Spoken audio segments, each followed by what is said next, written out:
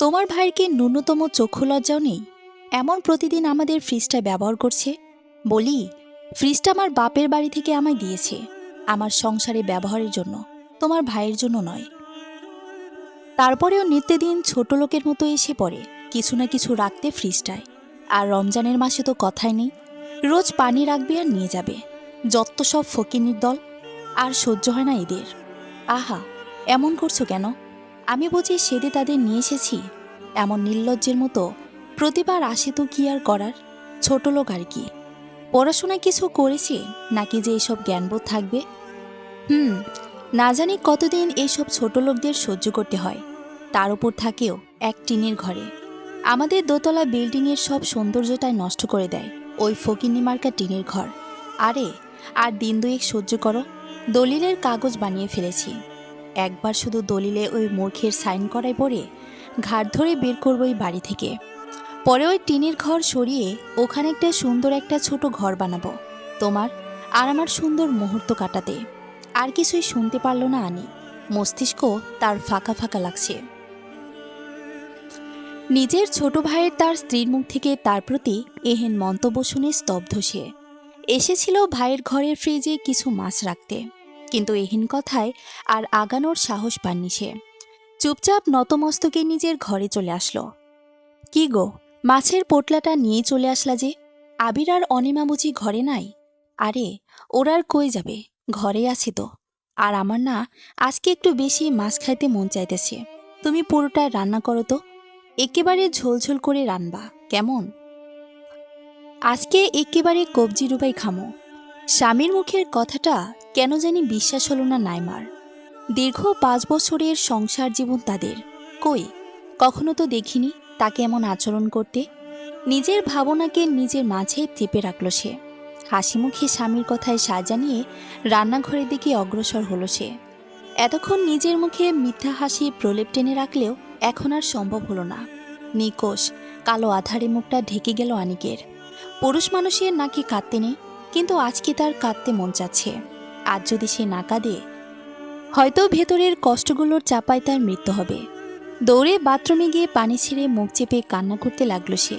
নিজের আদরের ছোট ভাই, যাকে কিনা নিজের সন্তানের মতো আগলে রাখল, সেই কিনা তাকে নিয়ে এমন খেলায় মাতল। আজ নিজেকে ব্যর্থ এক সৈনিক মনে হচ্ছে। এই কি ছিল তার নিঃস্বার্থ ভালোবাসার প্রতিদান? বাবা মা আর ছোট ভাই আবিরকে নিয়েছিল আনিকের পৃথিবী। বেশ সুখেরই ছিল এই পরিবার, কিন্তু ঘন এক কালবৈশাখী তাণ্ডবে যেন লণ্ডভণ্ড করে দেয় তাদের এই পরিবার। যেদিন নিজের মাধ্যমিক পরীক্ষার উত্তীর্ণের ফলাফল নিয়ে বাড়ির উঠানে আসতেই বাবার নিথর দেহটি নজরে আসে, ওই দিনে যেন তার সব আনন্দ হারিয়ে যায়। বাবার মৃত্যুর মাস ঘুরতে না ঘুরতেই মাওতাদের ফাঁকি দিয়ে চলে যায় না ফেরার দেশে, কিন্তু দিয়ে যায় এক গুরু দায়িত্ব, নিজের ছোট ভাইয়ের দায়িত্ব। তারপর থেকেই নিজের ছোট ভাইয়ের বটবৃক্ষ হয়েই জীবন কাটতে লাগলো তার। কিন্তু এতে আফসোস কখনোই হয়নি তার। নিজের শখ আহ্লাদকে বিসর্জন দিয়ে নেমে পড়ে উপার্জনের পথে। দিনের পর দিন খেটে ভাইকে সুশিক্ষিত করে সে। ভাইয়ের সকল চাহিদাকে পূর্ণ করতে থাকে সে। আজ তার ভাই বিশাল কোম্পানিতে জব করে, নিজের পছন্দের মেয়েকে বিয়ে করেছে। আনিক ভেবেছিল এই বুঝি তার পরিবারের সকল যন্ত্রণা শেষ, তার নীড় আবার পূর্ণ হলো। কিন্তু হায়, আজ সে জানতে পারল সেই যে তার পরিবারের যন্ত্রণা। আর ভাবতে পারছে না সে, ভেতরটা তার দুমড়ে মুচড়ে যাচ্ছে। কি হয়েছে তোমার? চোখগুলো এমন লাল কেন? শরীর খারাপ? নাইমার কথার ঠিক কি জবাব দিবে তা জানে না আনি। কোন মুখে বলবে সে, যে ভাইকে নিজের সর্বস্ব উজাড় করে প্রতিষ্ঠিত করল, সেই আস্থাদের বোঝা ভাবে। কিভাবে সহ্য করবে নাইমা? সেও তো কম করেনি। হাসি মুখে স্বামীর সাথে নিজের সব সকাল্লাদকে মাটি চাপা দিয়েছে সে। আরে না, তেমন কিছু না, চোখে কি জানি পড়ছিল, তাই আর কি। তুমি এত চিন্তা করিও না, আসো খেতে বসো। নাইমাও পাতে ভাত বেড়ে খেতে বসবে। এমন সময় ঘরে প্রবেশ করে আবির ও অনিমা। তাদের এমন আকস্মিক আগমনে আনন্দে আটখানা হয়ে পড়ে নাইমা। কতদিন পর ভাইটা তাদের ঘরে এলো, সে উৎফুল্লতার সাথেই তাদের স্বাগতম জানাতে লাগলো। আরে ছোট ভাই আর অনি, আয় আয় বস, একদম সঠিক সময় এসেছিস তোরা, খেতে বসে পড়। গরম ভাতের সাথে মাছ ভুনা, আয় বসে পড়। এদিকে অনিমা শুধু চারিদিকে তাকাচ্ছে। আর মুখ মোচড়াচ্ছে যেন সে কোনো ময়লার স্তূপে দাঁড়িয়ে আছে। নাইমা খেয়াল না করলেও আনিক তা ঠিকই খেয়াল করেছে। আর তার ভাই আজ কেন তার ঘরে পা রেখেছে তাও সে ভালো করে জানে। না না ভাবি, আজ না, অন্যদিন। আজ একটু দরকারি কাজে ভাইয়ের কাছে আসি, ওটা করাটা বেশি দরকার। তো কি হয়েছে? কাজের জায়গায় এসে খাবারের কি? আয় খেতে বস। আহা নাইমা, ওরা যখন খেতে চাচ্ছি না কেন জোর করছো বল? বল আবির, কি কাজ? যদিও সে জানে ঠিক কী কাজে তার ভাই আজ তার দুয়ারে এসেছে, তাও একবার তার মুখ থেকে শুনতে চাইছে। ভাই হয়েছে কি, আজকাল তো সবই ডিজিটাল চলে, তাই ভাবতেছি আমাদের জমিটার সকল দলিলগুলো ডিজিটাল করে দেব। তাই আর কি, তোমার সাইন লাগবে। আমি সব করে ফেলছি, তুমি শুধু সাইনটা করে দাও, তাহলেই হয়। অনেক মুহূর্তের জন্য স্তব্ধ হয়ে গেল। তারই আপন ভাই তাকে নিঃস্ব করতে কি সুন্দর পরিকল্পনাটাই করল। পর মুহূর্তে একটা হাসি দিল, যাতে হাজারো চাপা কষ্ট লুকিয়েছিল। অতপর কাগজটা হাতে নিয়ে পড়তে লাগলো, যদিও সে জানে আবির আর অনিমা তাকে পড়তে দিবে না। হলো তাই। যেই না সে কাগজটা পড়তে শুরু করলো, অমনি অনিমা ফোরন কেটে বলে উঠল, কি ভাইয়া, নিজের ছোট ভাইয়ের ওপর দেখিয়ে আপনার রত্তি পরিমাণ ভরসাও নেই? আনিক শুধু একবার চোখ তুলে তাকালো নিজের ভাই ও তার বইয়ের দিকে, পরে চুপচাপ সাইন করে দিল দলিলে। দলিলের সাইন পেয়ে তো আবির আর অনিমা আকাশের চাঁদ হাতে পেয়ে গেছে। তারা খুশি মনে কাগজ নিয়ে নিজের ঘরের দিকে পা বাড়ালো। আর সেদিকে নির্লিপ্ত দৃষ্টিতে তাকিয়ে আছে আনিক।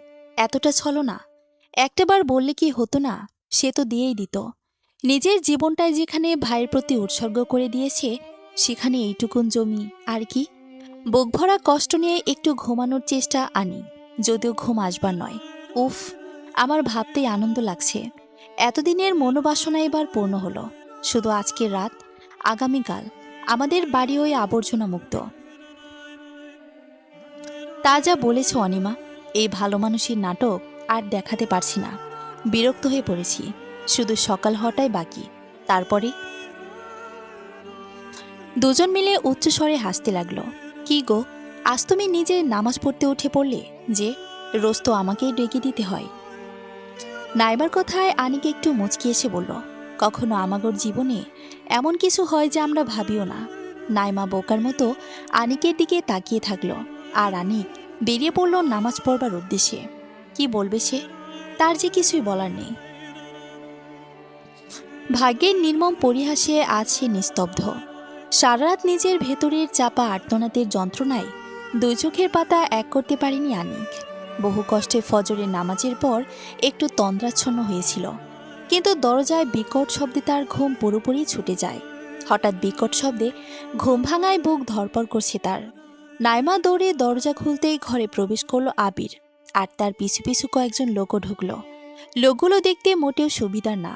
এভাবে লোকসহ আবিরের আগমন দেখেই আনিকের বুঝতে বাকি রইল না যে কয়েক মুহূর্ত পরেই সে গৃহহীনা হবে। নাইমা আবিরকে জিজ্ঞাসা করল, কিরে আবির, তুই এই সাত সকালে এত লোকজনকে নিয়ে এভাবে আইলি কেন? কি হয়েছে রে? এ, বেশি কথা বলিস না, চুপচাপ বের হ ঘর থেকে। আমি আমার জায়গা খালি করতে আসছি, চল বের হ। নাইমা আবিরের এহেন আচরণে স্তব্ধ হয়ে পড়ে, আর আনিক তো সেই মুহূর্তে মূর্তি হয়ে গেছে। বহু কষ্টে নাইমা নিজেকে ধাতস্থ করে জিজ্ঞাসা করে, এগুলো কি বলতেছিস তুই? আমাদের সাথে এমন আচরণ করতেছিস কেন? তুই তুই মজা করতেছস, তাই না? বল। দেখ, আমার এই মজা ভালো লাগতেছে না রে ভাই। এই চুপ কর, যত সব। কে রে তোরা?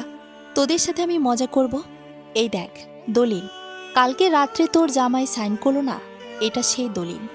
এখানে লেখা আছে এই পুরো জমি এখন আমার, তোদের কোনো ভাগ নাই। আর আমার জমিতে কোনো ছোট লোকের জায়গা হবে না। যা বের হ। বলতে বলতে আবির নিজেই নাইমা আর আনিককে ধাক্কা দিয়ে বের করে দিল, আর লোকগুলো তাদের জিনিসপত্র বাইরে ছুঁড়ে ফেলে দিতে লাগলো। আনিক আর নাইমা অবাক হয়ে পড়ল, আবির এটা কি করতে পারল? ঘন্টার ব্যবধানেই তাদের সব জিনিসপত্র বাইরে ফেলে দিল এবং বাড়িতে ডোজার প্রবেশ করল। ডোজার বাড়ির ভেতরে ঢুকলে নাইমা কান্নাজড়িত কণ্ঠে আনিককে বলে, এই, তুমি কিছু কও না কেন? আবির এগুলো কি করতেছে? আমাদের এভাবে বাড়ি থেকে বের করে দিল। এখন আবার বাড়ি ভাঙার গাড়ি লইয়া আইছে। ওই কিছু কও না। আনিক নিরুত্তর রইল। তার নীরবতা দেখে নাইমা দৌড়ে আবিরের সামনে গিয়ে বলল, ভাই, ভাই, তুই এগুলো কি করতেছোস? বড় ভাইয়ের লগে কেউ এমন করে? ভাই না আমার, এমন করিস না। তোর দুইটা পা ধরি। বলতে বলতে আবিরের পা জড়িয়ে ধরে নাইমা। কিন্তু এতে আবিরের ভ্রুক্ষেপ হয় বলে মনে হয় না। উল্টো তাকে লাথি দিয়ে ফেলে দেয়। আনিক এবার মুখ খুলল। আবির, এসব কি? যে ভাবি তোরে মায়ের মতো রাখছে, তারে তুই? এই চুপ, ফকিন্নির দল! তামাশা করতেছিস? বের হ আমার বাড়ি থেকে। কি ব্যাপার আবির? এরা এখনো এখানে কি করে? ঘাট ধাক্কা দিয়ে বের করো এদের। ওপর থেকে অনিমা চিল্লিয়ে বলে উঠল। আনিক এবার নাইমাকে তুলে দাঁড় করিয়ে বলল, চলো বউ, আমরা আর এখানে থাকবো না। আমি যে আমার ভাইয়ের বোঝা হয়ে গিয়েছিলাম বউ। তার যোগ্যতার সাথে যে আমি তাল মিলাইতে পারতাম না, তাই আমার এই যে সে তার জীবন থেকে সরাই দিল। তুমি কষ্ট নিও না তো, আমি একটা না একটা ব্যবস্থা করেই নিব। আপাতত চলো, তোমারে তোমার বাপের বাড়ি রাইখা আসি। একটা ব্যবস্থা করতে পারলেই তোমারে নিয়ে আসমো। আর তুমি, তুমি কই থাকবা? একটা ব্যবস্থা হওয়া পর্যন্ত তো তোমারে তো থাকার জায়গা লাগবো। আমি আমি পড়ে থাকবনি কোনো ফুটপাত কিংবা ব্রিজে। আমার আর থাকা, কোথাও না যামো আমি, তোমার সাথেই থাকবো। তুমি যদি রাস্তায় থাকো, রাস্তাতেই থাকবো, তাও তোমার একা ছাড়বো না। কেন? সবাই আমারে সাইরা চলে গেছে, তুমি কেন পারবা না? আমার এত মায়া করে কি পাইবা? কিছুই তো দিতে পারলাম না তোমায়। আজকে তো অপমান হইয়া ঘর ছাড়া হইলা আমার জন্য। পরেও এত মায়া আমার লাইগা? তুমি যে কোন বিরল হীরা, তা মানুষ না জানলেও আমি চিনি। তাই তোমারে কোনোদিন ছাড়তে পারবো না আমি। আর আমি বেইমান না, বুঝলা? নাইমার কথায় এত কষ্টের মাঝেও যেন এক প্রশান্তি অনুভব করল। শেষবারের মতো নিজের সেই টিনের চালের ঘরটাকে রেখে দেখে নিল, যা কয়েক মুহূর্তেই ধ্বংসস্তূপে পরিণত হবে। এই ঘরের সাথে যে তার বাবা মায়ের স্মৃতি জড়িয়ে আছে, তাই তো এই ঘরটাকে কখনো পরিবর্তন করেনি। কিন্তু ভাগ্যের কি নির্মম পরিহাস, এই ঘরটায় রইবে না আজকের পর। জিনিসপত্র বলতে যা ছিল তাদের, তা অর্ধেকই ভেঙে গেছে। যা যা নেয়ার মতো ছিল তাই গুছিয়ে নিয়ে নিল। অতপর সামনের দিকে দৃষ্টি ফেলে নাইমার হাত ধরে পাড়ি দিল এক অজানার পথে, যেখানে অপেক্ষায় আছে তাদের অনিশ্চিত ভবিষ্যৎ। যেখানে হয়তো সৌভাগ্য তাদের নিয়ে যাবে নতুন এক দিগন্তের, নয় দুর্ভাগ্য ঠেলে দেবে নিকোষ কালো আধারে। 15,000-এর চেয়ে 1 টাকাও কম নেব না মিয়া। থাকলে থাকো, নয়তো যাও। কানের কাছে প্যান প্যান করো না। বলেই মুখের ওপর দরজা বন্ধ করে দিল লোকটা। আনিক একবার শুকনো মুখে তাকালো নাইমার দিকে। অতপর পুনরায় ছুটল নতুন করে ঘর খুঁজতে।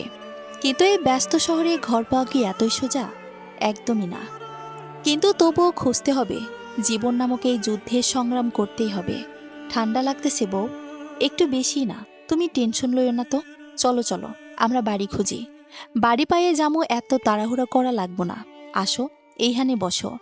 ব্যাগ থেকে গরম কাপড় বাইর করে পড়ো।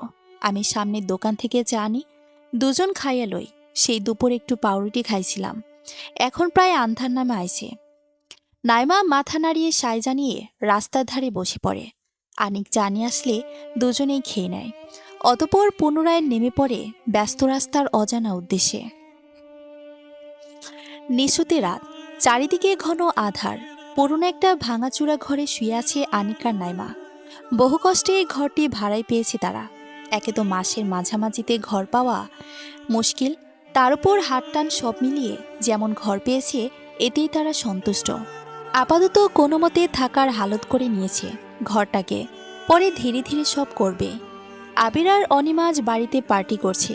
বেশ বড়সড় আয়োজনই করেছে। তাদের এতদিনের উদ্দেশ্য সফল হলো বলে কথা। পুরো ঘরময় রঙিন বাতি জ্বলছে। এর ভেতরেই সবাই নিজ উল্লাসে গানের তালে নাচতে মগ্ন। প্রায় সবার হাতেই দেখা যাচ্ছে আকর্ষণীয় নকশাযুক্ত মদের গ্লাস। মোট কথায় পুরো পার্টিটাই অশ্লীলতায় পূর্ণ। অনিমা বেবি, আজ আমাদের পথের সবচেয়ে বড় কাঁটাদোর। We are now free baby, হা হা হা, রাইট।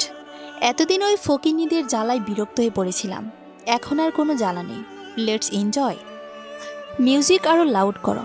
হো, বাজার করতে যাইতেছি। কিছু লাগবো তোমার? না, কিছু লাগবো না। আর বাজারও যা পারো তাই আনো, বেশি খরচ করা লাগবো না। আনিক নাইমার দিকে তাকিয়ে স্মিত হাসি দিয়ে মাথা নাড়িয়ে সায় জানায়, অতপর বেরিয়ে পড়ে। কি গো, নতুন ভাড়াটের বউ আসুনি? ভিতরে আসমো? আরে কাকিমা যে, আসেন আসেন। আপনাগোর তো ঘর দুয়ার, আপনাগো জিজ্ঞেস করা লাগবো নাকি? আমগোর ঘর দুয়ার তো কি এখন, এখানে তোমরা থাকো, তাই তোমাগোর মতামত দরকার। বুঝলা বউ, আমরা গরিব হলে অসভ্য না, আমাগোর বাকি বাড়িওয়ালার মতো এমন শয়তান মনে করো না। আচ্ছা, যা কইতে আসছিলাম, তোমাগোরে এই ভাঙ্গা ঘরে থাকতে কষ্ট হয় না? কি করমু কও, আমরাও বুঝি, কিন্তু আমাগোর যে এত সামর্থ্য নাই গো। পোলা মাইয়া সবগুলের খায়া না খাইয়া পড়ালেখা করাইছি, যোগ্য বানাইছি, এখন আর আমগরে চিনি না। নিজেগোর মতো নিজেরাই থাকে। আগে তাও কয়টা টেহা দিত, এখন তাও দেয় না। এই ভাঙা ঘরটা ভাড়া দিয়ে যা পায় তাতেই কোনো মতে দিন পার করি। তাও আজ প্রায় 6 মাস খালি পড়ে ছিল। মাইনসের তন চাইয়া চাইয়া দিন চালাইতাম। নাইমার চোখ অশ্রুতে টইটুম্বর করতে লাগলো। আনিকও তো আবিরকে এভাবেই নিজের সুখ আনন্দ উৎসর্গ করে যোগ্য করে তৈরি করলো। প্রতিদানে কি পেল? একরাশ অপমান। এসব ভেবেই নাইমার ভেতরটা কেঁপে উঠল। আচ্ছা, তার নিজের তো কষ্ট লাগছে, তো মানুষটার কি অবস্থা? মানুষটা বাইরে থেকে স্বাভাবিক দেখালেও তার ভেতরে কি তোলপাড় চলছে তা কল্পনাতীত। অনেকক্ষণ ধরে বাজারে ঘুরছে আনিক, কিন্তু ভালো মতো কিছুই কিনতে পারছে না। কোথাও ভালো জিনিস পেলে তার দাম বেশি, আবার দাম কম হলে জিনিস ভালো না, তাও টুকিটাকি যা পারছে কিনছে। বাজার করার এক পর্যায়ে মানিব্যাগ খুলে টাকা গুনে দেখল মাত্র ৩,৫০০ টাকা আছে। এদিকে মাসের আরও ১৫ দিন বাকি। এই টাকা দিয়ে এখন আরও কত খরচ বাকি, কিভাবে কি করবে ভাবতে একটা দীর্ঘশ্বাস ফেলে যতটুকু বাজার করেছে তা নিয়েই ছুটল বাড়ির পথে। পথে মধ্যে দেখল অনেক লোকের ভিড় জমে আছে। কৌতূহলবশত ওইদিকে এগিয়ে গিয়ে দেখল এক বৃদ্ধ লোক রাস্তায় পড়ে হাঁসফাঁস করছে। অনেক লোকেরই ভিড় জমা হয়ে থাকলেও কে সাহায্য করতে এগিয়ে আসলো না। সে দৌড়ে গিয়ে লোকটিকে ধরল, অতপর হাসপাতালে নেওয়ার ব্যবস্থা করল। পেশেন্ট আপনার কি হয়? না, আমার কেউ হয় না তো। আসলে রাস্তায় অসুস্থ হয়ে পড়েছিলেন তো, তাই আমি তারে নিয়ে আসলাম। উনি উনি ঠিক আছেন তো? ও আচ্ছা, না না, তেমন কিছু হয়নি, শুধুমাত্র গরমে হিটস্ট্রোক করেছিলেন। স্যালাইন দিয়ে দিয়েছি, কিছুক্ষণ আরাম করলে ঠিক হয়ে যাবেন। জি আচ্ছা, তো আমায় কত টাকা দিতে হবে? মানে কত? ওটা আপনাকে নার্স বলে দিবে, যান। জি আচ্ছা। আপনার পেশেন্টের ৩,০০০ টাকা বিল এসেছে। জি আচ্ছা, বলে ম্যানিব্যাগ থেকে ৩,০০০ টাকা বের করে জমা দিল আনিক। যদিও ওই টাকাটা তার কাছে অনেক গুরুত্বপূর্ণ ছিল, কিন্তু এখন এখানে খরচ করাটা বেশি দরকার। আচ্ছা আপা, উনি তো এখনো উঠলেন না। আমার বউ বাসায় একলা অপেক্ষা করতেছে, আমি কি যাইতে পারবো? উনি কখন উঠবে তা তো বলতে পারছি না, কিন্তু উনি আপাতত সুস্থ আছে। যেহেতু উনি আপনার পরিচিত নন, তো আপনি চাইলে যেতেই পারেন। উনি উঠলে ওনার পরিবারের লোকেদের সাথে যোগাযোগ করে নেবে। জি, তাইলে উনি যদি আমায় খোঁজেন তো এই কাগজটা দিয়ে দিন, এখানে আমার নাম নাম্বার দেয়া আছে। নার্সটি হেসে মাথা নাড়িয়ে সম্মতি জানায়। অতপর আনিক বেরিয়ে পড়ে হাসপাতাল থেকে। অনেক দেরি হয়ে গেল, নাইমা অপেক্ষায় আছে তার। কি গো, এত দেরি করলা কেন? রাস্তায় কোনো বিপদ আপদ হইল নাকি? তুমি তুমি ঠিক আছো তো? নাইমাকে উদ্বিগ্ন হতে দেখে আনিক হালকা হেসে নাইমাকে সহ ভেতরে ঢুকে বলল, আরে আরে ঠিক আছি আমি, রাস্তায় একটা দরকারে পড়ে গিয়েছিলাম, তাই দেরি হইল। অতপর নাইমাকে সব খুলে বলল আনিক। আচ্ছা, তো আমি এখন যাই, রান্না করি কেমন? এমনিতে অনেক দেরি হয়ে গেছে। যাও। নাইমার রান্না করার জন্য বাজারের ব্যাগ খুলে এক এক করে জিনিস বের করতেই বুঝতে পারল প্রায় অনেক কিছুই নেই, কিন্তু কিছুই বলল না। কেননা সে খুব ভালো করে জানে লোকটার যে হাতটান পড়েছে, পড়বে নাইবা কেন? এতদিন মাথার উপর স্থায়ী ছাদ ছিল, তাই যা কামাই করত মোটামুটি দিন চলে যেত। কিন্তু এখন যে মাথার উপরে ঠাঁই তার জন্য খরচ পোহাতে হচ্ছে। অতপর দীর্ঘ একটা শ্বাস ফেলে কোনো মতে যা আছে তাই দিয়ে রান্না শুরু করে। দুপুরে আনিক খেতে বসলে নাইমা হাসি মুখেই খাবার বাড়তে থাকে। আনিক জানে আজকের যা বাজার আনা হয়েছে তাতে নাইমার রান্না করতে বেশ বেগ পেতে হয়েছে। কিছুটা লজ্জিত কণ্ঠে বলে উঠল সে, আজকে রানতে অনেক কষ্ট হয়েছে তোমার, তাই না বউ? এই কয়টা দিনে একটু কষ্ট করো, পরে আস্তে আস্তে সব ঠিক করে এলাম। তুমি এমন করে কইও না গো। আমি জানি একদিন আমাগো এই কষ্ট তুমি দূর করবাই। আমার কোনো কষ্ট হইব না, আমি সব সামলাই নিব। আনিক মৃদু এসে খাবার নাইমার মুখের সামনে ধরলে নাইমাও খুশি মনে খেয়ে নেয়। কে বলে ব্যাংক ভর্তি টাকা আর ঘর ভর্তি খাবার থাকলেই মানুষ সুখী? একটু ভালোবাসা আর একটু চলার অন্ন মুখে দিতে পারলেও মানুষ সুখী হয়। সুখ জিনিসটাকে যে সংজ্ঞায়িত করা বড়ই কঠিন কাজ। নাইমা, আমি কাজে বাইর হইলাম। আচ্ছা যাও, সাবধানে যাও কেমন? আনিক বের হতে দরজা খুলতেই বাইরে একজন লোককে দেখতে পেল। লোকটির পোশাক দেখে বোঝা যাচ্ছে বেশ বড় এবং স্বনামধন্য ব্যক্তি। আসসালামু আলাইকুম। কে আপনি? ওয়ালাইকুম আসসালাম। আমায় ভুলে গেলেন? অবশ্য ৩ মাস আগে দেখা হয়েছিল বলেই ভুলে যাওয়ারই কথা। আচ্ছা, ভেতরে এসে কথা বলি। জি, আসুন, ভেতরে আসুন। মাফ করেন, আমাগর তেমন বসার জায়গা নেই, এই বিছানাতেই বসুন। আরে সমস্যা নেই, আমার আবার এত বাজবিছার নেই। বেশ হাস্যোজ্জ্বল মুখে কথাটি বলল লোকটি। নাইমা দ্রুততার সহিত চা বিস্কুট নিয়ে লোকটির সামনে রেখে মৃদু আওয়াজে বলল, গরিবের ঘরে আসছেন সাহেব, তেমন কিছুই দিতে পারলাম না, যা ছিল তাই দিলাম।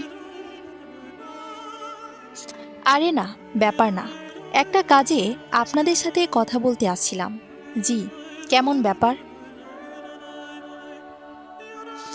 আসলে আপনি আমায় ভুলে গিয়েছেন, কিন্তু ৩ মাস পূর্বে আপনি একজনকে হাসপাতালে নিয়ে গিয়েছিলেন, মনে আছে?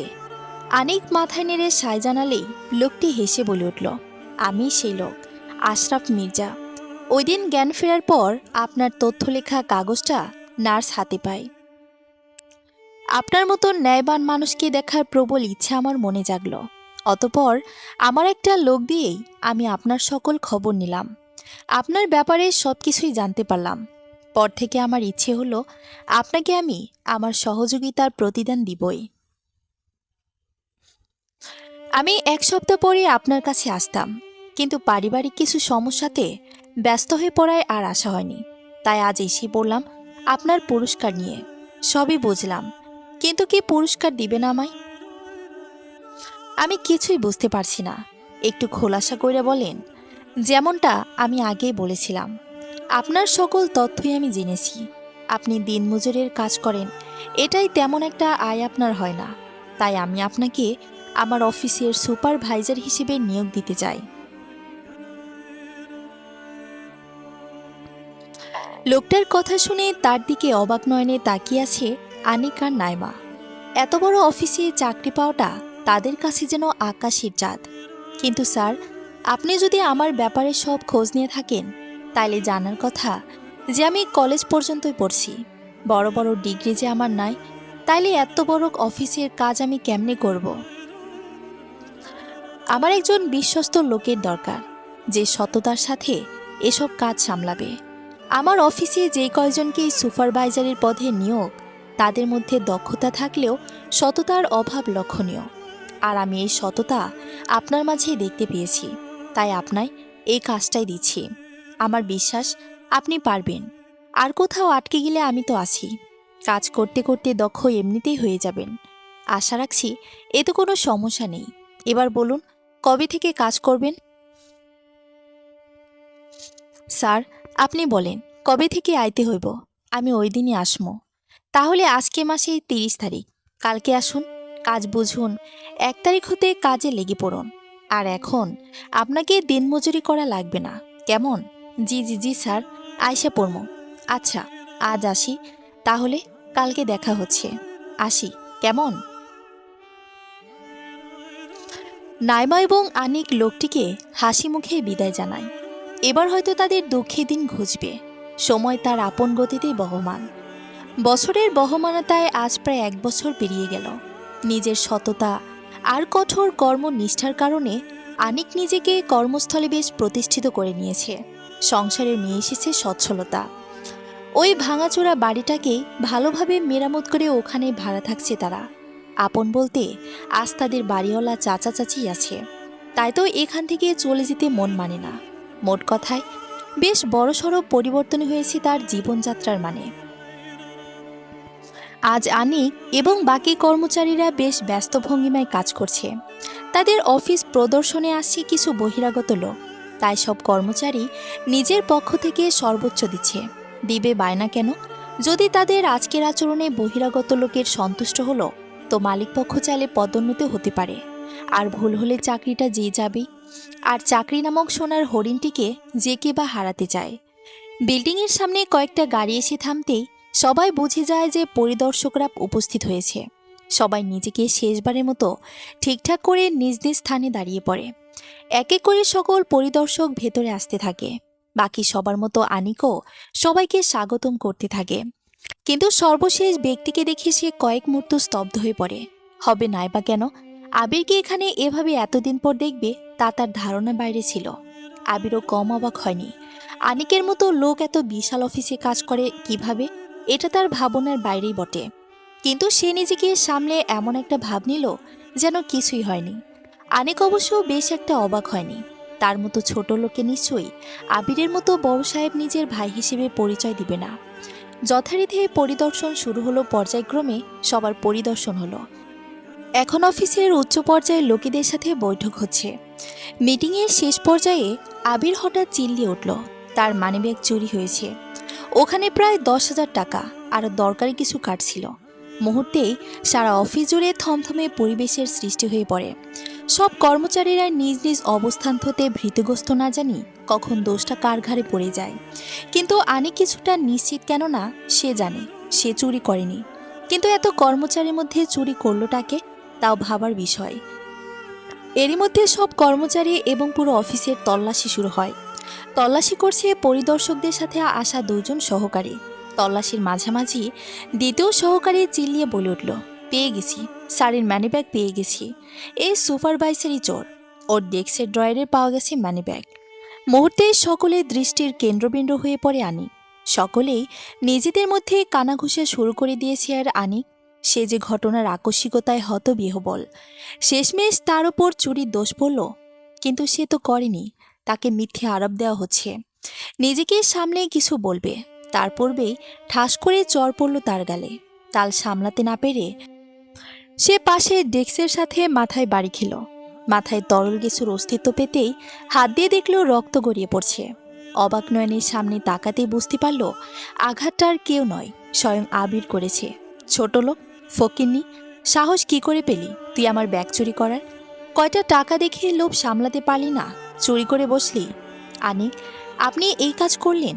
আমি বিশ্বাস করতে পারছি না। আপনি এমন লোক বের হবেন তা আমি স্বপ্নেও ভাবিনি। স্যার, আমায় বিশ্বাস করেন। আমি এগুলো করি নাই। আমি কেন করবো এগুলা? আমার যা কামাই হয় এতে আমি সন্তুষ্ট। আমি কেন চুরি করবো স্যার? আপনি তো আমায় চিনেন স্যার, আমি কি এমন করতে পারি? আরে, এসব ছোট লোকদেরকে নিয়তের ঠিক ঠিকানা থাকে নাকি? ছোট লোক কোথাকার, বাবা মা শিক্ষা দেয়নি কিছু না করবে? বলে শেষ করার পূর্বেই তাকে মারতে লাগলো আনি। সব এতদিন চুপচাপ সহ্য করলেও বাবা মায়ের শিক্ষা, এটা সহ্য করা সম্ভব হলো না। কিভাবে বলল সেই কথা? তারও যে বাবা মা একই। নিজেকে বড় দেখাতে নিজের মৃত বাবা মাকেও অপমান করতে একটি 12 গায়ে বাজল না তার। সিকিউরিটি, সিকিউরিটি, একে ঘাট ধরে বের করো। এর মতন লোকের দরকার নেই আমাদের। আমারই দোষ এমন লোককে চাকরি দিয়েছি। সিকিউরিটি এসে আনিককে বের করে দিল। আর আশরাফ মির্জা আবিরকে সম্মানের সাথে বসিয়ে তার সেবা করতে লাগলো। স্যার, আপনার বেশি লাগেনি তো? আমি এক্ষুনি ডক্টর ডাকছি। আর ওই বেদবের পক্ষে আমি আপনার কাছে ক্ষমা চাইছি। আপনি দয়া করে রেগে থাকবেন না। আরে, আপনি এত ব্যস্ত হবেন না। এসব ছোট লোকেরা এমনই হয়। পরের বার থেকে লোক নিয়োগের পূর্বে যাচাই বাছাই করে নিন। জি জি, পরের বার হতে আমি খেয়াল রাখব। পিয়ন, ডক্টরকে ফোন দিয়ে স্যারের জন্য জুস আনো যাও। সবাই আবিরকে মহৎ বলে তার গুণাগুণ করতে লাগলো। আর আবির এসবের মাঝে এক কুটিল হাসি হাসল, যা রয়ে গেল সকলের আড়ালে। স্যার, আপনি যেভাবে বলেছেন আমিও ঠিক সেভাবে তল্লাশি দেওয়ার বাহানায় ওই সুপারভাইজারের ড্রয়ারে আপনার মানিব্যাগ রেখেছি। তারপরে ওকে চোর বানাই দিছি। স্যার, আমি আমার কাজ ঠিকভাবেই করেছি। এবার আপনি বড় স্যারের কাছে আমার পদোন্নতি নিয়ে কথা বলবেন, তাই না? আবির টেবিলে রাখা পেপার ওয়ালেটটা ঘোরাতে ঘোরাতে বলল, কী সব কথা বলছেন মহিবুল সাহেব? আমি আপনাকে কখন এরকম কাজ করতে বললাম? আর আপনি আমার মানিব্যাগ নিয়ে সুপারভাইজারের ড্রয়ারে রেখেছিলেন। ও মাই গড! ছি ছি মহিবুল সাহেব, আপনি এসব কাজ করলেন? আপনার থেকে এই আচরণ আশা করিনি।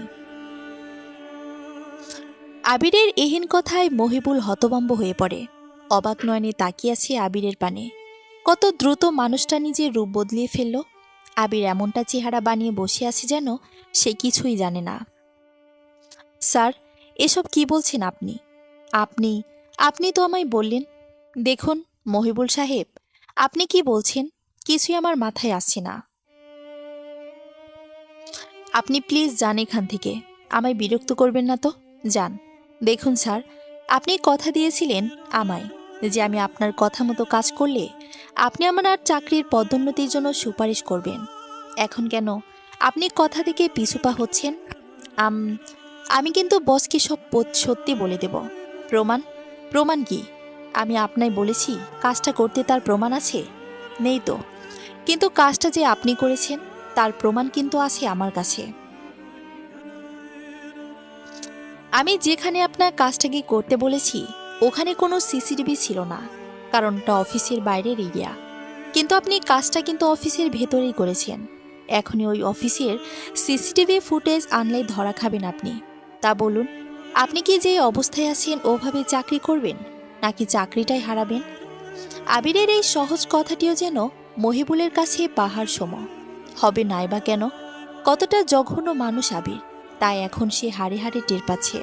আর এটাও বুঝেছে যে সে বাজেভাবে আবিরের জালে ফেসে গেছে, কিন্তু বাঁচার কি কোনো উপায় নেই? তখনই তার মনে পড়ল আবিরের কেবিনে তো সিসি ক্যামেরা আছে। আশা নিয়ে ক্যামেরার দিকে নজর দিলে আবির বলে ওঠে, আপনার নিশানা বরাবর লাগলেও পয়েন্ট ভুল মহিবুল সাহেব। আমার রুমের ক্যামেরা আছে বটে, কিন্তু তা 2 দিন ধরে নষ্ট, তাই লাভ নেই।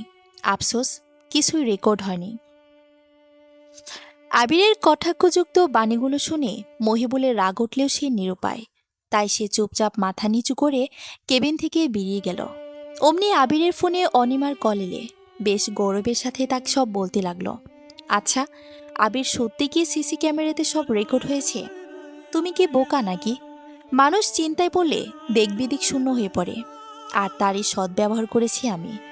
অতি সহজে একটা মিথ্যে কাহিনী বানিয়ে শুনিয়ে দিলাম, আর দেখো সে কিনা আমার মিথ্যা কাহিনী বিশ্বাস করে নিল। আমি এত বড় কাহিনী করলাম, আর সেগুলো ক্যামেরাতে বন্দি রেখে আসবো, তাও আবার অন্যের খাঁচায়। ওটার ব্যবস্থা আমি আগেই করেছি। আর রইল আমার কেবিনের ক্যামেরার কথা। এটার কারসাজি তুমি বহু আগেই করেছ, নয়তো এত এত 2 নাম্বারি কাজ এই কেবিনে বসে করতাম কি করে? আবিরের কথা শেষ হতেই ফোনের দুপাশ থেকে অট্টহাসিতে ফেটে পড়ল 2টি কলুষিত মনের অধিকারী মানুষ। এই হাসিটা কি তাদের অধরে চিরস্থায়ী হবে, নাকি হারিয়ে যাবে কোনো অজানা আধারে? বড় একটি ব্রিজের কিনারায় থম মেরে বসে আছে আনি। আজকের ঘটনা তাকে ভেতরে ভেতরে কুরে কুরে খাচ্ছে, কিন্তু সে নিরুপায়। অনেক সময় মানুষ সত্য হলেও নত হতে হয়, যা আজ তার সেই পরিণতি। আর কি বা করবে সে? ক্ষমতার জোরে আজকার বিচার চলে, আর আবিরের ক্ষমতার সাথে লড়াইয়ের সামর্থ্য যে তার নেই। পরমুহূর্তেই নিজের প্রতি রাগ হয় তার। আবিরকে তো সেই বড় করেছে, তাহলে তার শিক্ষাতে ত্রুটি আছে, যার ফলে আবির আজ এমন মানুষরূপী জানোয়ার হয়ে পড়েছে। আবার ভাবছে নাইমাকে কি জবাব দিবে সে? সারা জীবন মেয়েটাকে কষ্ট আর অপমানবাদে কি দিল সে? কিছুই না, কিছুই দিতে পারল না সে। যাও একটু সুখের পথে পা বাড়ালো, তাও কি না। কি করল সে জীবনে? আর ভাবতে পারছে না সে। নিজেকে একটা অহেতুক বোঝা মনে হচ্ছে তার। সে একটা অভিশাপ। যে যার জীবনে থাকবে সেই ধ্বংস হয়ে পড়বে। হঠাৎ তার মাথায় আসলো, যদি সেই না থাকে এই পৃথিবীতে, তাহলে তো সব সমস্যার সমাধান। কেউ আর কষ্টে থাকবে না, কেউ না। তার ভাবনার মাঝেই পাশ থেকেই কেউ বলে উঠল, এক্কেবারে সঠিক ভাবছিস তুই। তোর মতো অভিশাপের দুনিয়ায় থাকার কোনো মানেই হয় না। মরে যা, তুই যা মর। আনিক তাকিয়ে দেখল তার মা কথাটা বলছে, কিন্তু মা কিভাবে? একদম সঠিক, তুই মরে যা, তুই অভিশাপ। যার জীবনে যাবে ধ্বংসই আনবে। আনিক বিপরীত পাশে তাকিয়ে দেখল তার বাবা। অতপর একদিক থেকে এক একজন আনিকের সামনে উদয় হলো, আর তাকে অভিশাপ হিসেবেই আখ্যা দিতে মরতে বলতে লাগলো। আনিক তাকিয়ে দেখল নাইমাও তার দিকে অশ্রুসিক্ত নয়নে তাকিয়ে থাকে, বলছে, কেন আমার জীবনটা নষ্ট করলা, কেন? আনিকের চারপাশে মানুষ ঘিরে ফেলতে লাগলো। নানান মানুষের নানান কথা সে কিছুই ঠিকভাবে শুনতে পারছে না, কিন্তু বুঝতে পারছে সবাই তাকে দোষী বলছে। চুপ, চুপ, আর কিছু কইও না তোমরা, আল্লাহর দোহাই লাগে, চুপ করো তোমরা। সে সামনে তাকাতেই দেখল কেউ নেই। মাত্রই যেখানে মানুষের ভিড় ছিল, চোখের পলকে তা হাওয়া হয়ে গেছে। কিন্তু সে আপাতত এসব নিয়ে ভাবল না। তার এখন অনেক বড় কাজ করতে হবে। নিজেকে পৃথিবী থেকে বিদায় করে সবার জীবনে অভিশাপ মুক্ত করতে হবে। আর এই ভাবনা থেকেই সে ব্রিজের রেলিংয়ে উঠে দাঁড়ালো। মনের আয়নায় বারবার নাইমার মুখটি ভেসে উঠছে। সে আপন মনে বিড়বিড় করে বলল, আমাকে মাফ করে দিও বউ। আমি তোমার স্বপ্ন, শখ, আহ্লাদ কিছুই পূরণ করতে পারলাম না, কিছুই না। যেই না সে ঝাঁপ দিতে যাবে, অমনি কেউ একজন তাকে পেছন থেকে টেনে নামিয়ে নিচে ফেলে দিল। হঠাৎ করে ফেলে দেওয়ায় বেশ ব্যথায় অনুভব করল সে। কিন্তু তার কাজে বিঘ্নকারীর মুখ দেখতে ব্যথাকে পাত্তা না দিয়ে সামনে তাকালো। কালো ফ্রেমের চশমা, পরিপাটি শাড়ি, তার উপর অ্যাপ্রন পরে দাঁড়িয়ে আছে এক রমণী। যে কেউ এক দেখাতেই আন্দাজ করতে পারবে সে রমণী বেশ সম্ভ্রান্ত। আনিকও বুঝল, কিন্তু মাথায় তখন নিজেকে শেষ করার ঝোঁক চেপেছে। আর তার মাঝের বাধা এই রমণী। তাই বেশ ক্রোধান্বিত আওয়াজেই রমণীকে উদ্দেশ্য করে বলল, আমার এই টাইনা নামাইলেন কেন? আমি মরতে গেছিলাম, মরতে দিলেন না কেন? আপনি জানেন আমি কত বড় অভিশাপ? আমি আজকে মইরা গেলে আমার লগে জুইরা থাকা প্রত্যেকটা মানুষ মুক্ত। সরেন, আমারে মরতে দেন। আনিক অগ্রসর হতে লাগলে পেছন থেকে রমণীটি শান্ত স্বরে বলে ওঠে, মুক্তি? আসলে কি আপনি মরলে আপনার সাথে জড়িত লোকেরা মুক্তি পাবে? কিভাবে পাবে? কথাগুলো শুনে আনিকের পা থেমে যায়। সে একটা ধাঁধায় আটকে যায়। রমণী এবার আনিকের সামনে এসে দাঁড়িয়ে বলে, কি হলো বলুন? আমি বলছি তারা মুক্তি পাবে না, বরং তাদের জীবন আরো কঠিন হয়ে পড়বে। আপনার জীবনে কে কে আছে? স্ত্রী, বাবা মা, সন্তান, এরা এরা কেউ আপনাকে ছাড়া ভালো থাকবে না, বরং আপনার মৃত্যু তাদের জীবন করে দিবে দুর্বিষহ। আনিক চুপচাপ প্রশ্নবোধক দৃষ্টিতে তাকিয়ে আছে রমণীর দিকে, যার অর্থ কিভাবে? রমণী বুঝতে পেরে পুনরায় বলে উঠল, এই যে আপনি আজ এখান থেকে ঝাঁপ দিতেন, পরে কি হতো? মরে যেতেন। এরপর হয় আপনার পরিবার আপনার লাশ পেত, নয়তো পেত না। পেলে কি হতো? আপনার পরিবার সয় সম্বলহীন হতো, আপনার বাবা মা সন্তানহীনা হতো, আপনার সন্তান পিতৃহীনা হতো, আপনার স্ত্রী গায়ে বিধবা অপয়ার তকমা লাগতো। আর সমাজ, তারা তো কয়দিন আপনার এবং আপনার পরিবারকে সমালোচনার মেইন টপিক করত, পরে ভুলে যেত। কিন্তু আপনার পরিবার আজীবন আপনার অভাবে ভুগত। আর যদি আপনার লাশ না পেত, তাহলেও সমাজ আর আপনার একই ভূমিকায় থাকত। আর আপনি আত্মহত্যা মহাপাপ, এটা করে নিশ্চয়ই স্বর্গে যেতেন না।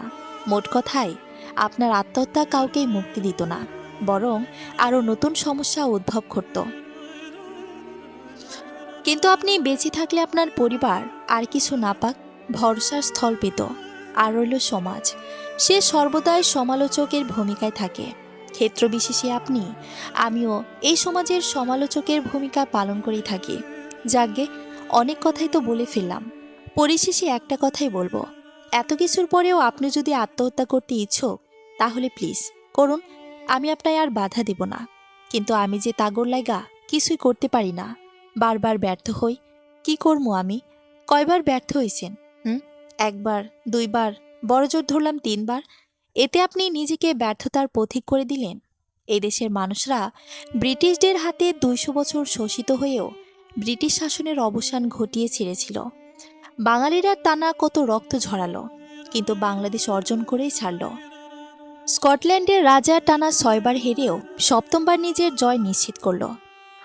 এরা যদি এত ব্যর্থতাকে বুড়ো আঙ্গুল দেখিয়ে সফলতার তাজ অর্জন করতে পারে, আপনি পারবেন না কেন? আপনি কেন এইটুকুতেই পরাজয় স্বীকার করছেন?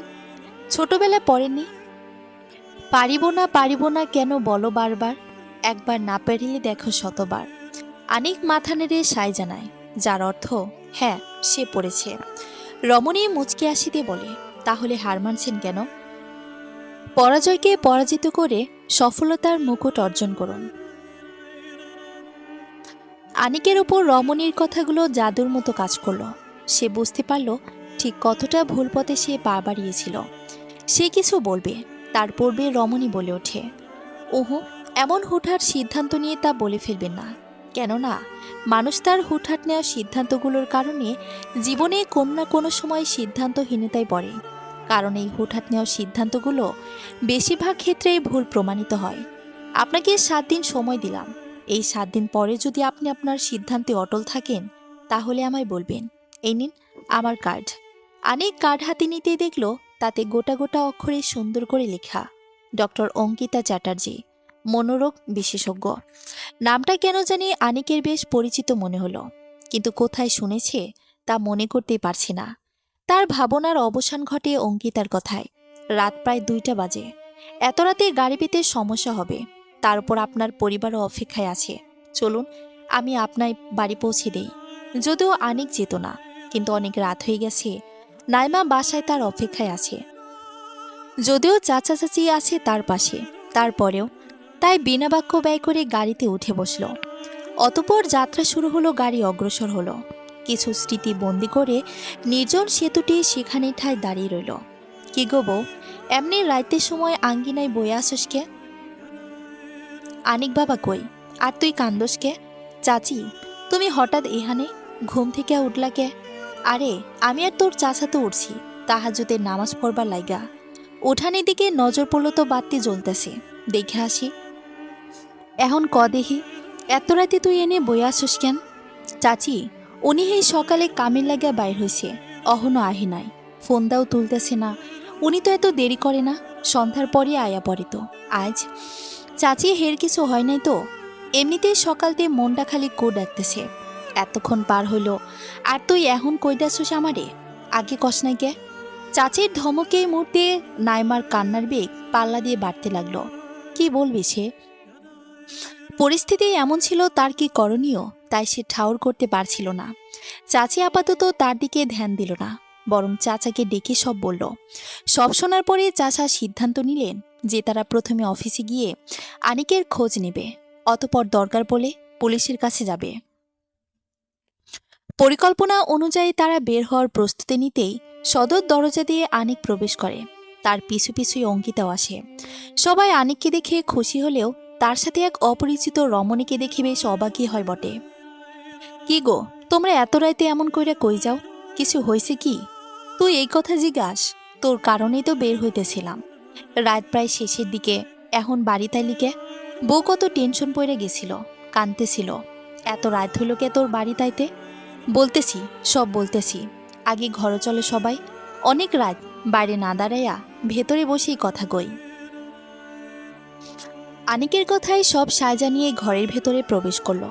নাইমা দ্রুত পানি নিয়ে আসলে আনিক আর অঙ্কিতা তা পান করে নিল।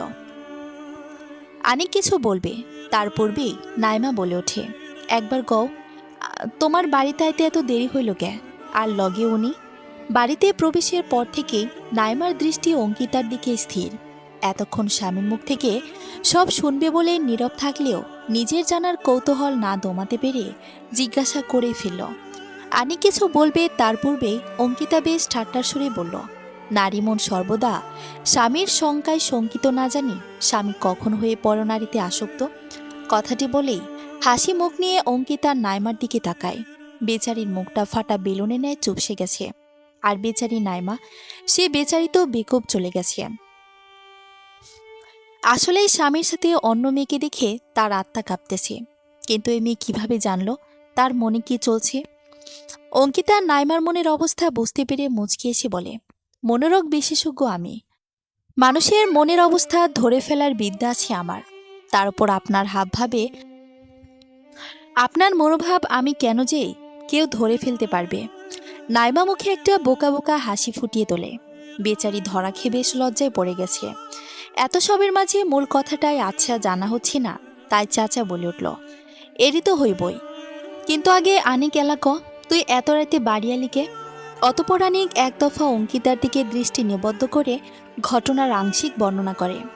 মারামারি আর বাবা মায়ের অপমানের ঘটনাটা সে প্রকাশ করেনি, নাইমার কষ্টের কথা ভেবে, আর তার আত্মহত্যার ব্যাপারটা অঙ্কিতাই বলতে মানা করেছে।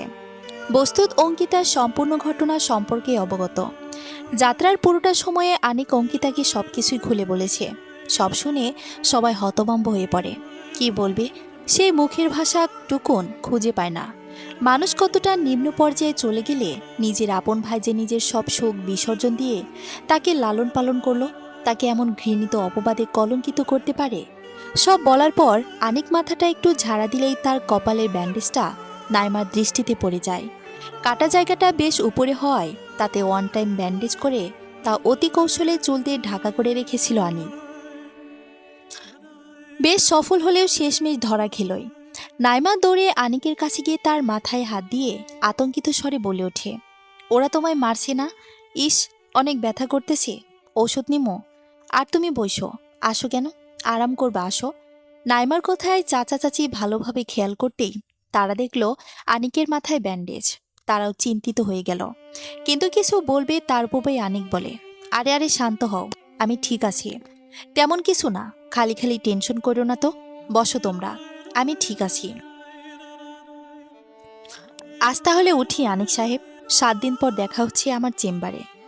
এত রাত করে আপনি একা কেমনে? এখন আর রাত নেই, ঘড়িতে দেখুন ভোর 5টা বাজে, আর একা চলার অভ্যাস আছে আমার, টেনশন নেবেন না। আসি তাহলে, নমস্কার। আচ্ছা চলেন, অন্তত আপনার গাড়ি পর্যন্ত আপনারই পৌঁছায় দেয়। অঙ্কিতা মুচকি এসে সবার থেকে বিদায় নিয়ে আনিকের সাথে বেরিয়ে পড়ে। অঙ্কিতা গাড়িতে উঠতে নিলে আনিক বলে ওঠে, আপনি আজকে আমারে এতগুলা উপকার করছেন যে আপনার কাছে আমি ঋণী হইয়া গেলাম। আপনার ঋণ কেমনে শোধ করতাম তা জানা নেই আমার। যদিও আপনার উপকারের সামনে শুক্রিয়া শব্দটা কিছুই না, তারপরেও আপনারে অনেক শুক্রিয়া। যা করার, যা ভাবার সব সৃষ্টিকর্তাই করেন। আমি শুধু তার মর্জি মতো কাজ করি। সৃষ্টিকর্তার মর্জি ছিল আপনাকে ভুল পথ থেকে ফেরত আনার, তাই তিনি এনেছেন। আমি তো মাত্র একটি উসিলা, তাই শুক্রিয়া করলে সৃষ্টিকর্তাই করুন, আমার না। আচ্ছা, আজ আসি। আর মনে আছে তো, 7 দিন পর আমার চেম্বারে আসবেন? জি জি, মনে আছে। অঙ্কিতা হাসি মুখে গাড়িতে চড়ে বসল আর ভাবতই, আসলে পৃথিবীতে যদিও 98 জন খারাপ মানুষ থাকে, তো 2 জন ভালো মানুষও আছে। আনিকের ভাবনার মাঝে অঙ্কিতা জানালা দিয়ে মাথা বের করে বলল, আর হ্যাঁ, একা আসবেন না, কিন্তু আপনার স্ত্রীকে সঙ্গে নিয়ে আসবেন। আনিক কিছু জিজ্ঞাসা করবে তার পূর্বেই আনিকা পুনরায় বলে ওঠে, কোনো প্রশ্ন করবেন না, যা বললাম তাই করবেন। অতপর অঙ্কিতা গাড়ি স্টার্ট দিয়ে চলে গেলে আনিকও পুনরায় বাড়ির পথে রওনা দিল। আনিক ঘরে আসলে চাচা চাচি তাদের আপাতত আরাম করতে বলে নিজেদের ঘরে চলে যায়। তারা চলে গেলে আনিক দরজা বন্ধ করে দেয়। পরপরই নাইমা আনিককে উদ্দেশ্য করে বলে, তোমার মাথায় আঘাতটা আবিরই করছে, তাই না? আনিক পিছু ছেড়ে দেখে নাইমা অশ্রুসিক্ত নয়নে তার দিকেই তাকিয়ে আছে। আনিক সত্যটা বলতে চায় না, কিন্তু কেন জানি আর মিথ্যা বলতে পারছে না। চোখগুলো জ্বলছে, কেমন জানি অস্থির অস্থির লাগছে। তাই কোনো প্রতিক্রিয়া না করে চুপচাপ বিছানায় গায়ে এলিয়ে দিল সে। কিছু ক্ষেত্রে নীরবতায় সব প্রকাশ করে। আনিকের জবাবটাও তার নীরবতা প্রকাশ করে দিয়েছে।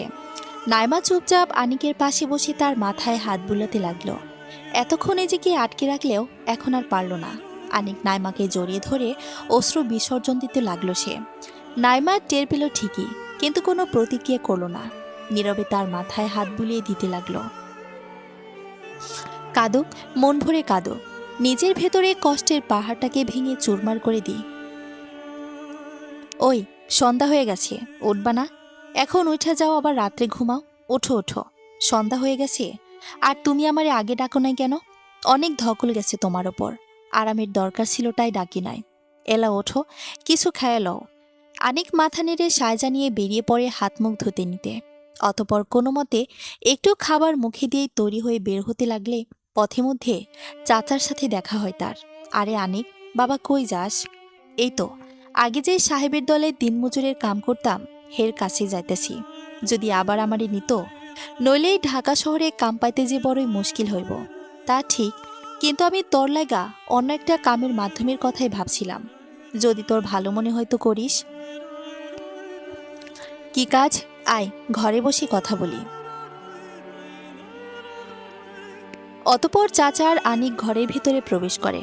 মোড়ের মাথায় আলীর যে কাপড়ের দোকান আছে ওইটাও বিক্রি করে দিতেছে। ভালোই বড় দোকান। ওইটার এলাকার মধ্যে একটাই কাপড়ের দোকান, তাই বিক্রি কিনিও ভালোই হয়। কিন্তু গ্রামে বাড়ি করছে, ওখানেই চলে যাইব, তাই এখানে আর কোনো কিছু রাখবো না। গ্রামেই দোকান দিব বইলা, এখানে দ্রুত বিক্রি করব বইলাই সস্তা দামেই দোকান ছাড়া দিতেছে। 2 লাখ টাকায় দোকান বিক্রি করব। কইতাছি আমরা একটু চেষ্টা করলে হয়তো একটু কমেই ছাড়া দিব। এখন দেখ, তুই নিতে পারসনি, নইলে এই দোকান কমপক্ষে 3 লাখ টাকা তো হইবই। দাম তো কমই আছে, কিন্তু আমার যা জমানো আছে তাতে লাখের মতো হইব। আর বাকি 1 লাখ টাকা কেমনে?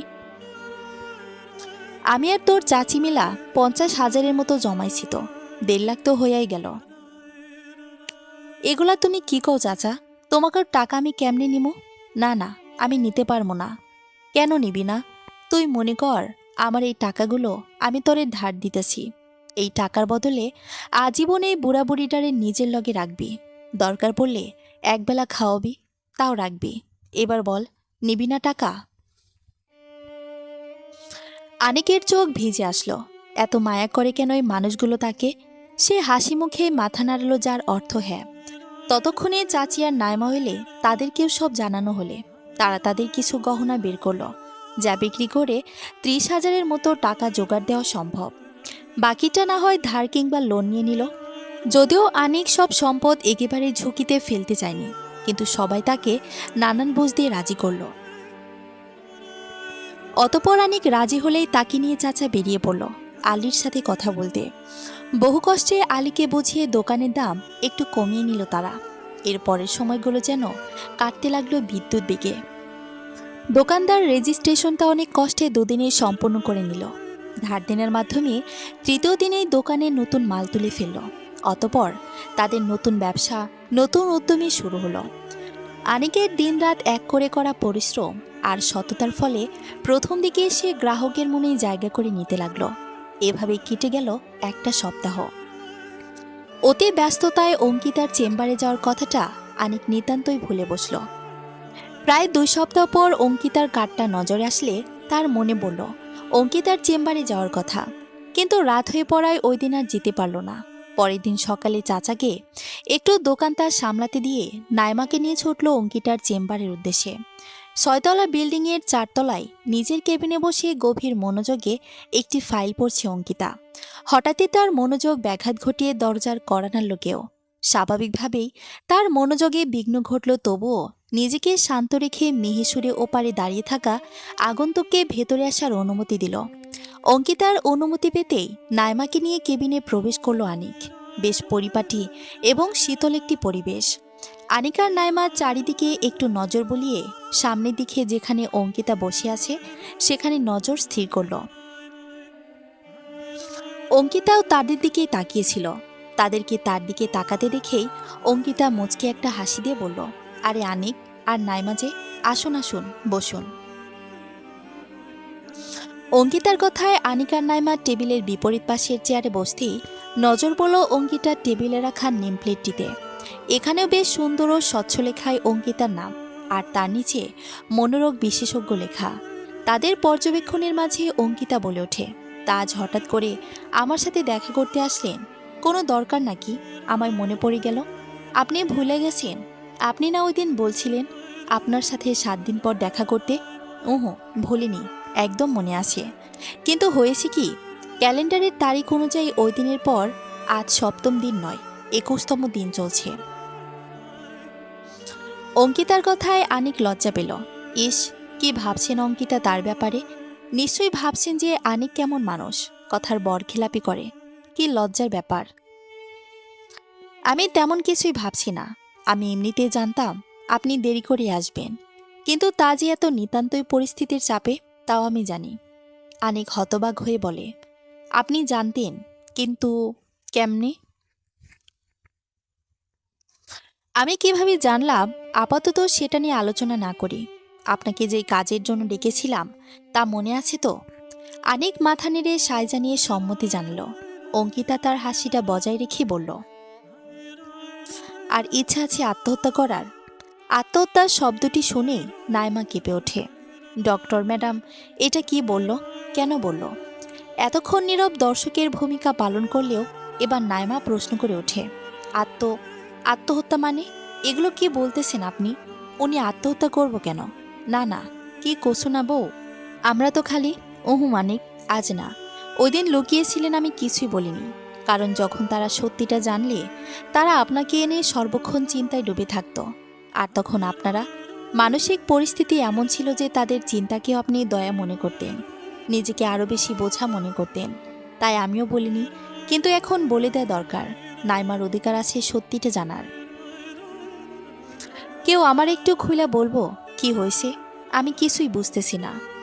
আনিক কিছুটা ইতস্ত করছে সত্যিটা জানাতে। তাই অঙ্কিতাই ধীরে ধীরে সব সত্যি নাইমার সামনে তুলে ধরলে নাইমা বিস্ময়ে হতবাক। টলমলে নয়নে আনিকের দিকে তাকিয়ে আছে সে। লোকটা এত ভয়ঙ্কর, একটা কাজ করতে যাচ্ছিল, একটা বারো কি বুক কাঁপেনি লোকটার? তুমি এই কাজ করার কথা ভাবলা কেমনে? তুমি মনে করলাও কেমনে? আমি তোমারে বোঝা ভাবমু, এই চিনলা তুমি আমারে? নাইমার এমন ব্যথাতুর ও অভিমান কণ্ঠ শুনে আনিকের তীব্র অনুশোচনা হচ্ছে। এত বড় ভুল পদক্ষেপটাই না নিল সে। সে নাইমাকে কিছু বলতে চাইল, কিন্তু বলার মতো কিছুই খুঁজে পেল না। কোনো একটা অদৃশ্য শক্তি তার কণ্ঠনালীকে চেপে রেখেছে। তাই সে নতমস্তকে বসে রইল। দেখো নাইমা, আনিককে বলে লাভ নেই। ও যা করেছে একান্তই মানসিক চাপে পড়েই করেছে। আর মানসিক চাপে পড়লে তার হিতাহিত জ্ঞান শূন্যের কোঠায় পৌঁছে যায়। তাই সে ঠিক ভুল কিছুই বিবেচনা করতে পারে না। আনিকেরও তাই হয়েছিল। ব্যর্থতার হতাশায় তার নিজেকে বোঝা মনে হয়েছিল। তার মস্তিষ্কতে একটা বিষয় গেঁথে গিয়েছিল যে তার মৃত্যুই তাকে এবং তার প্রিয় মানুষগুলোকে মুক্তি দিবে। আর ওর থেকেই সে আত্মহত্যার পথে অগ্রসর হয়। যদিও এটা নিছকই তার মস্তিষ্কের গড়ানো পরিস্থিতি ছিল, কিন্তু হ্যাঁ, এখন আমি পূর্ণ নিশ্চয়তার সঙ্গে বলতে পারি যে আনিকের ভুল ধারণা পরিপূর্ণভাবে মিটে গেছে। সেদিন রাতে আমার কথা আর আপনাদের কথার প্রতি ব্যাকুলতা দেখেই প্রায় অর্ধেক ভুলের ধারণা তার মস্তিষ্ক থেকে মিটে গিয়েছিল। বাকিটুকু এই কদিন পরিবারের কাছে থেকে তাদের সাথে প্রত্যেকটা মুহূর্ত কাটিয়ে পুরোপুরিভাবেই মিটেছে এবং তিনি তার ভুল বুঝতে পেরেছেন আর তা সংশোধন করার পূর্ণ প্রচেষ্টাও চালাচ্ছে, যার প্রমাণ হলো তিনি পুনরায় নিজের ভাগ্য বদলানোর চেষ্টা করছেন। এমনকি নিজের পরিবারের জন্য পরিশ্রম করতে করতে সে পুরনো ঘটনাও ভুলে গেছে। তাই তো আমার সাথে দেখা করার কথা নিতান্তই ভুলে বসেছেন। অঙ্কিতার কথা শুনে নাইমা কিছুটা আশ্বস্ত হলেও সে ভয়ঙ্কর রেগে আছে আনিকের ওপর। অঙ্কিতা তা বুঝতে পেরে নানানভাবে তাকে বোঝাতে লাগলো। একসময় নাইমা বুঝল, আসলেই আনিক যাই করেছে এখানে তাকে দোষ দেওয়া যায় না। নাইমার রাগের পাহাড় গলাতে পেরে এক তৃপ্তির হাসি হাসি অঙ্কিতা। অতপর তারা তিনজন খোঁজ গল্পে মত্ত হয়ে যায়। ঘণ্টাখানেক পর নাইমা আর আনিক অঙ্কিতার থেকে বিদায় নেয়, পা বাড়ায় নিজেদের গন্তব্যের উদ্দেশ্যে। তখনই অঙ্কিতা বলে ওঠে, চলবে। গল্পটি একটু বড় হয় দুটি পর্বে ভাগ করা হয়েছে। পরবর্তী পর্ব পড়ার আমন্ত্রণ রইল। ধন্যবাদ সবাইকে।